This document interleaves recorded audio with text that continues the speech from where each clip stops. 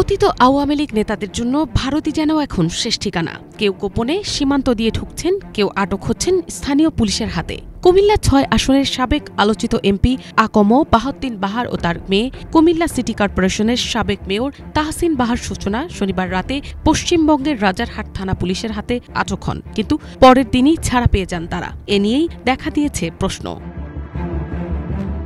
সূত্রমতে বাংলাদেশ থেকে পালিয়ে ভারতে আশ্রয়ে থাকলেও তাদের বিরুদ্ধে স্থানীয় বিজেপি সমর্থক ও সাধারণ মানুষের রয়েছে তীব্র ক্ষোভ। কারণ দেশে থাকতে তারা একদিকে সংখ্যালঘু হিন্দু সম্প্রদায়ের ওপর নির্যাতনের অভিযোগে অভিযুক্ত, অন্যদিকে ভারতের প্রধানমন্ত্রী নরেন্দ্র মোদীর বিরুদ্ধে প্রকাশ্যে আন্দোলন করেছিলেন তারা। একাধিক মহল বলছে, কলকাতায় তাদের উপস্থিতি প্রকাশ্যে এলে জনরোষে পড়ার আশঙ্কা প্রবল হয়ে উঠেছিল।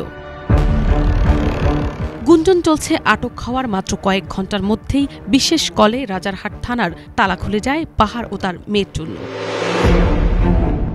এদিকে সামাজিক যোগাযোগ মাধ্যমেও বাহারের বিরুদ্ধে চলছে ক্ষোভ। পূর্ণিমা রানীশীল লগ্নজিতা নামে এক তরুণী ফেসবুকে বাহারের বিরুদ্ধে একটি পোস্টে লেখেন, বাংলাদেশ সচিবালয় ঢাকা হিন্দু সম্প্রদায়ের উপর হামলা চালিয়েছিল। এই সেই লোক যে কিনা আওয়ামী লীগের খেয়ে পড়ে মোদী সরকারের বিরুদ্ধে রাস্তায় মিছিল করে, সে কেন ভারতের মাটিতে?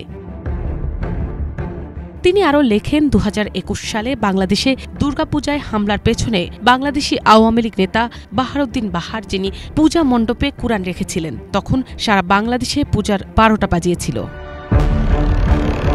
এরপরই মেয়েসহ বাহারকে আটকের ঘটনা ঘটলেও ঠিক কী কারণে তাদের গ্রেফতার করা হয়েছে, আবার কী কারণে তাদের ছেড়ে দেওয়া হলো, তা জানা যায়নি। মিনালা দীপা, বাংলাভিশন, ঢাকা।